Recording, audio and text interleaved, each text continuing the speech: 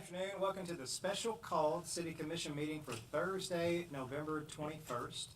Before we get started, you may notice a little bit of a different makeup up here on the bench. For the first time in a long time, we have somebody different than Marie up on the bench. So I'd like to welcome Miss Jessa up here, and she is going to be our new city clerk going forward when Marie retires. And this is her first meeting. And so at your first meeting, I'd like to ask you to call for attendance, please. Okay. Commissioner Witt? Here. Commissioner Vowles? Here. Commissioner Thomas? Here. Commissioner Pruitt? Here. Mayor Staten? Here. First up on the agenda is we have a consent agenda. The consent agenda consists of the minutes of the November 12th, 2024 regular meeting, the November 14th, 2024 special called meeting, Municipal Order number 93-24, Municipal Order awarding bid for purchase of cleaning services for the Municipal Services Center building and the depot to Epic Systems Incorporated of Evansville, Indiana, in the amount of $1,880 per month. Municipal Order number 94-24, Municipal Order awarding bid for purchase of cleaning services for the Public Safety Building to Epic Systems Incorporated of Evansville, Indiana, in the amount of $3,040.44 per month. Municipal Order 95-24, Municipal Order accepting the Stormwater Management Systems Maintenance Agreement between Johnston Family Holdings Incorporated, the Henderson Water and Sewer Commission doing business as Henderson Water Utility, and the City of Henderson authorizing the mayor to execute the agreement. Before we get a motion in a second, are there any items on the consent agenda that any commissioner would like to pull for further discussion? Hearing none, I'll entertain a motion to approve, please. So moved. Second. We have a motion and a second. Roll call, please. Commissioner Witt? Aye. Commissioner Vowles? Aye. Commissioner Thomas? Aye. Commissioner Pruitt? Aye. Mayor Staten? Aye. Next up on the agenda, we have a city manager's report. Mr. Ward, do you mind to come to the podium? No podium, but Stand come before somewhere. the commission. I'll speak loud. So we have, as y'all know, we've been in the process of building a sports complex. And one of the things that is critical to that component is the operations. So a couple weeks ago, we came up and asked for approval to proceed forward with negotiations for a parks master plan consultant proposal. Parallel to that process, we've also had a RFP out to solicit operation services for the sports complex. We put out the RFP roughly a month ago. There was a selection committee that consisted of our engineering assistant, Mark Simmons, Jenna Basham, our project manager, Jeannie Quattrochi, our project coordinator, Chelsea Mills, our finance director, and myself.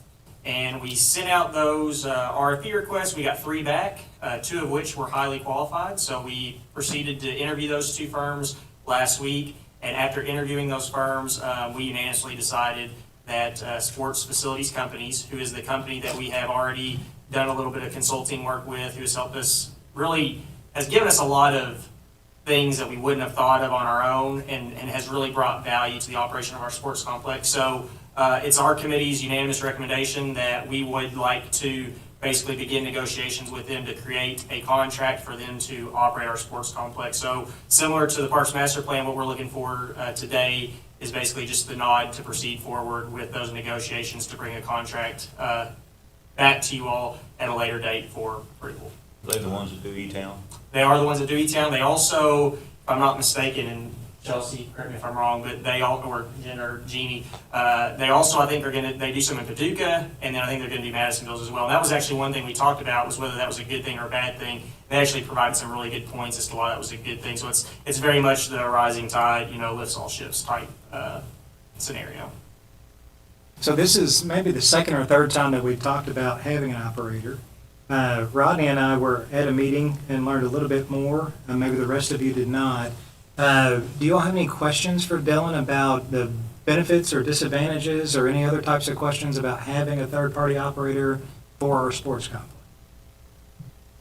Dylan, if I'm not mistaken, one of the biggest advantages was that our projections running it ourselves looked as if we were going to operate it at more of an expense than what it is going to be with our third-party operator. Is that accurate? Yes, sir, that's correct. So I will give it 10, because it is kind of like having an operator for our sports complex. It took me several meetings to wrap my head around, so I will give a 10,000 foot view of how it works. So the way this arrangement would typically work is we would sit down, and Chelsea, if you have anything to add, please feel free to speak up. The way this would work is we would sit down with this company and we would create an annual budget, just like we would if we would do it internally. And we would have all the line items like our budget would have. And basically, they would manage our money for us. So we would, it would be their employees. So we would have a budget, they would have access to the budget, we would have access to that budget. They would hire their employees, so they would save on personnel costs. And part of that budget would also include a management fee, a monthly management fee built into that budget. And so that's kind of like their overhead. So the people who are actually at the sports complex working day in and day out, like the manager, the maintenance people, they're going to have a line item in that budget for salaries. Okay, so that's going to be our money. So the idea is, and I'm going to go ahead and tell you that the management fee that they've thrown out is about $15,000 a month. So the idea is that we can hire this company and we can have them manage our money for us. And because of their national connections, their regional connections, their local connections, their experience with marketing, their experience with running facilities, they're going to be able to maximize our revenues, because it's our money, in ways that we would not be able to on our own, because it might take us years, probably longer than that, decades, to establish the type of partnerships that they already have on a national scale, where they can just pick up the phone and call one of their partners and say, hey, this facility is available.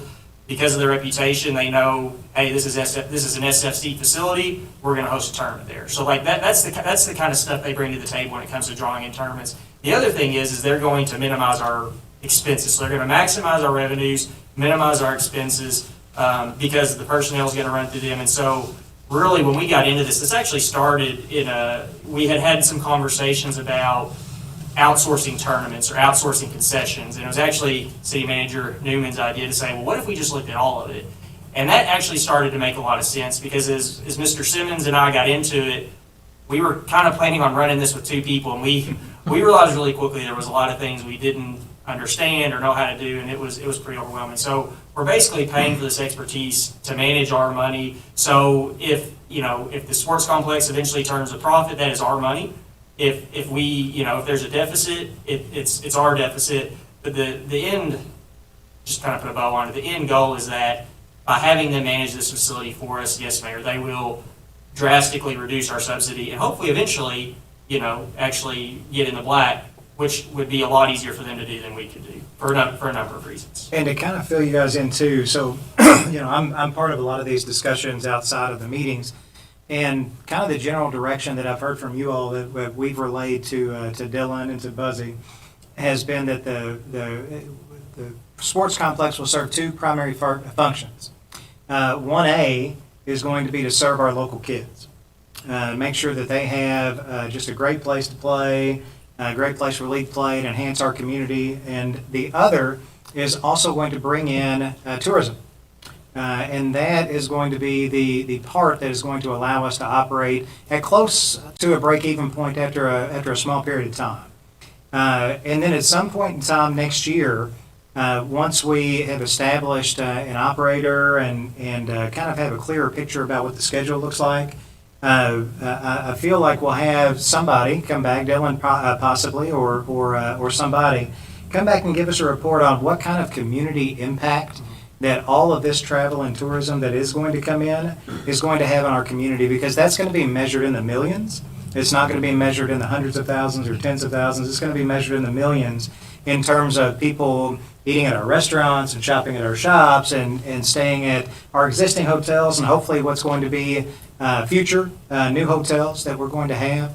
And so the facility is going to have a really positive impact on our community. And the ultimate goal is to try to balance that out, prioritize our local kids, and run it as close to a break-even point as possible. Is that Yes, sir. pretty much accurate? Yeah, we had three goals exactly. Number one goal was provide for our local recreational league. So PCMA, they need a new home. So that's number one. Number two goal was to do whatever we can beyond that to minimize our subsidy and hopefully eventually break even from an operating cost. And then the third priority was economic impact. So, and the great thing about this company is they will inundate us with any of this information they can calculate. They will do that for us. And actually, we had our kickoff meeting with our Parks Master Plan consultant this morning, and it's actually great timing that the two of these are happening at the same time, because I think both are going to work really well with each other. So Dylan is looking for an indication of interest so that he can bring this back, I right? got a couple questions. Yes, sir. All right. So they're taking care of the umpires, right? So that is one question that has come up a couple times. So the way we anticipate this working is, and we're gonna have to figure it out, because PCMA has asked me that question twice. We've talked with them several times, met them out there. Our intent for the existing leagues, so, PCMA being the primary one, because this is primary gonna be the facility they're using, we don't want to take over their leagues. Now, if that was something, let's say years down the road, they folded or they didn't want to do it anymore, this company certainly could do that. But we are not trying to run programming that competes with already existing programming. Umpires are one of those gray areas that's like we're in charge of the facility, they're in charge of the league. And so whenever we're putting the budget together, that's just something, we're gonna have to meet with each league that's impacted and the other interested parties. And that's one of those line items that has been mentioned a couple times that we have to kind of figure out who does what. Because one of the other things I'll say is, PCMA is a little worried about losing concessions. And so I've told them there are creative things we can do, like That the was my second PCMA pork question, chops. There are arrangements we can do in this budget where we can say, okay, we're still gonna manage concession stands, but if you all want to buy PCMA pork chops, or if we want to sell them at cost and the commission's okay with it, we can give the proceeds for that item to them. The whole thing with the sports complex arrangement is you can be anywhere from an E-town, which is purely built for tourism, economic impact, and the local leagues don't even use it, to a facility that's free to everybody. But the downside of that side is you have a heavy subsidy because you're not bringing any revenues. And I think we want to be somewhere in the middle. So all of those things are things that we can work out, and it's just figuring out, we don't want moving PCMA to this facility, and I've told them this multiple times, is we don't want you all moving to our facility and losing concessions to cause your rates to go up $20 a kid. Like, there are things we can do. The facility, SFC, they will help with sponsorship, so maybe it's something where, if we want to have them help with sponsorships, they keep 20%, maybe we keep 40%, and maybe they keep 40%. There's all kinds of arrangements like that that we can come to you all and kind of work through as we're putting the budget together. And part of that's going to be PCMA getting their numbers together and kind of showing us, hey, this is our shortfall. So when it comes to concessions, all that's negotiable? Yes, as far as like rates and stuff. No, who gets the money? I would say in theory, yes. I mean, right now, the way it's gonna set up is SFC would run it, at least the current, the way the wind's blowing now is that SFC would run it, they would collect the money, and that's kind of your biggest way to offset that's probably your biggest revenue to offset your expenses. So if we wanted to do some sort of sharing, we could. Now, I would recommend that it's not something where we allow volunteers to actually work the concession stand, because it'll be a fully commercial kitchen, which is. No, but they're not getting all the concession money, are they? We would be getting all the concession money unless we elected to give them some to help support their league. Okay. Yeah, Okay. sorry. So that's a big number. Now, Right. real quick, the sports operator will maintain the facility. Yes, sir. The only caveat I will add to that is, that's another one, there's a lot of devils in the details, so to speak. There's a lot of things we'll have to work out. So I actually was talking with Parks about this yesterday. I expect them to maintain the turf, maintain the grass, all those sorts of things. Let's say the AC unit goes out though.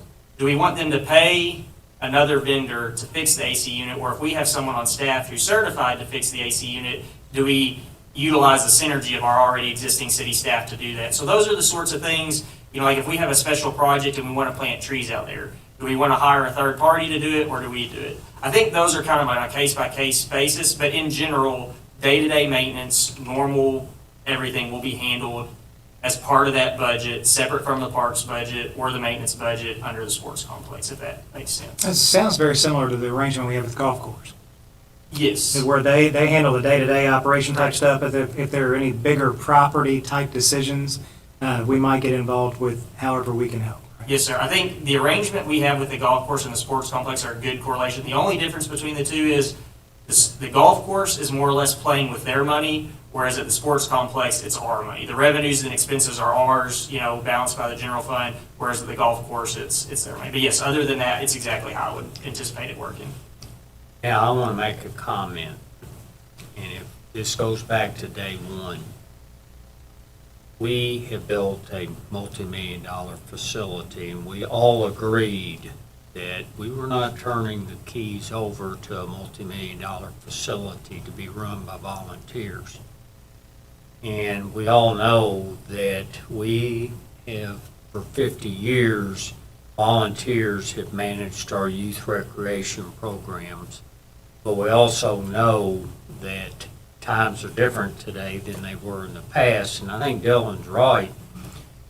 We're gonna see a benefit both to our local, but also to tourism that will help substantiate the reason we spent multi-million dollars on this complex, and possibly, if it's ever expanded, that it's justifiable. The one thing I do know about Elizabethtown, and I've said this before, they built this complex, and I can remember the mayor telling the mayor at the time here, that thing's gonna cost us $1 million a year more in our general fund to maintain it. Let's fast forward 15 years. Well, they've got 7 new hotels going in to support that sports complex, and for no other reason. So they didn't see that when they initially did it. They just saw it as a pure expense. But it's turned out well for Elizabethtown. And it's on, I would say, the national map. Oh, for sure. They turn away a lot of play because of some contracts that they have, and they're always looking for a place in Western Kentucky. And that goes back to the rising tide raises all ships. That's what they're talking about, because they have a lot of people who want to play at E-Town and can't. They can send them our way. You got synergy too with umpires. If they're in Madison, umpires go. Same with staff too. That's another benefit they mentioned. And by bringing them in, like you said, there's gonna be a lot of moving parts here, trying to figure out all that. But one thing, just have a kill switch. So we definitely got to stay on top of it. Yeah. That's a good point. Just help me remember to put that in the contract. Yeah. Work on- Some sort of exit clause if things aren't working out. Yeah. An exit clause. That is a good point. We have to say, they have to get a percentage concession somehow, because $15,000 a month is not enough for them to do this. But there's gotta be another way they're making money, so they'll want the concessions, so we'll have to negotiate our portion of it and the league's portion of it. Yeah, and we will definitely, with your all's permission, we'll enter into negotiations, and we'll work, hash out those details. If we have any other questions, we'll come back to you if it gets to be too complicated. Good deal. Well, I think what Dylan is asking for is an indication of interest to make sure that he can move forward with negotiating the contract and then bringing it back to us at a later date for approval. I'm going to start with Commissioner Thomas. What are your thoughts, sir? I'm in. All right. Commissioner Witt? Yes. Commissioner Pruitt? Yes. Commissioner Bowles? Yes. All right. You're 5 for 5 again, sir. Thank you. Yeah, I think you're heading in the right direction. Thank you for the report. Thank you. Thanks, Dylan. All right. Anything else on the city manager's report? No, sir. Okay, we have, Maybe you want to remind everyone of Marie's reception tomorrow. Thank you for doing that. It'll be in this room, and Mayor, I may ask that you present a retirement gift if you have time. I'll be absolutely delighted to. Yeah, Marie leaving is she's taken a lot of knowledge with her. She's been just fantastic to work with, and I'll be happy to do what I can tomorrow. So from 1 to 3 tomorrow, I would think that if you all can make arrangements to come, to try to be here closer to the 1 o'clock time frame, because I think it's going to align when I'm going to be available, and we can take care of it then, if that's okay. With that, we have need for executive session. I move the commission go into executive session pursuant to KRS 61.8101 subsection F for discussion that might lead to the appointment of an individual employee. We have a second? Second. Roll call, please. Commissioner Witt? Aye. Commissioner Bowles? Aye. Commissioner Thomas? Aye. Commissioner Pruitt? Aye. Mayor State? Aye.